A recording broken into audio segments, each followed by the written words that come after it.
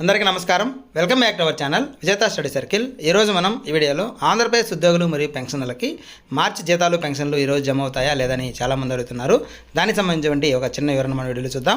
అందుకంటే ముందుగా మన ఛానల్లో అందరికీ జీతాలు పెన్షన్లు జమ అయ్యే వరకు ఎప్పటికప్పుడు 100% ఖచ్చితమైన తాజా సమాచారంతో వీడియో చేయడం జరుగుతుంది.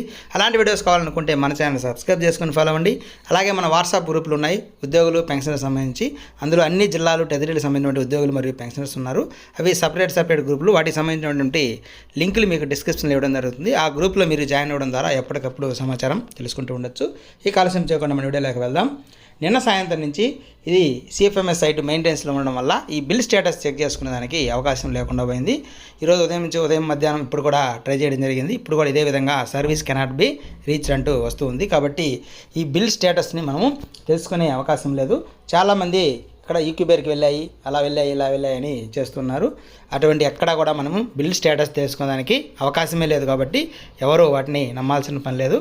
అయితే నిన్న కానీ ఈరోజు కానీ ఎక్కడ కూడా ఎక్కడికి ఆంధ్రప్రదేశ్లో ఉన్నటువంటి ఎవరికి కూడా జీతాలు కానీ పెన్షన్లు కానీ ఎక్కడ జమ కాలేనిది మాత్రం నిజం. ఎందుకంటే ఇంతవరకు ఈరోజు ఉదయం నుంచి కూడా ఎక్కడ ఏ శాఖ కానీ ఏ ఉద్యోగికి సంబంధించి కూడా ఒక్కరికి కూడా జీతం కానీ పెన్షన్ కానీ జమ అయితే కాలేదు. అయితే మనం ఈ బిల్ స్టేటస్ తెలుసుంటే ఆ బిల్ స్టేటస్ ఏ విధంగా ఉందనే ఆధారంగా ఈరోజు జమ అయితే అలా ఏదని కూడా చెప్పచ్చు.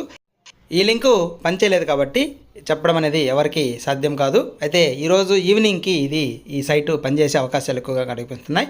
ఈవినింగ్ కానీ పనిచేస్తే దానికి సంబంధించి బిల్ స్టేటస్ చెక్ చేయడం జరుగుతుంది. అయితే ఈరోజు అయితే ఈ జీతాలు కానీ పెన్షన్లు కానీ జమ అయ్యే అవకాశాలు 90% లేనట్లుగానే తెలుస్తుంది. ఎందుకంటే మనకి ఆర్బీఐ ద్వారా వచ్చే నిధులు మనకి ఈరోజు సాయంత్రానికి లేదా రేపు ఉదయానికి జమ అవుతాయి.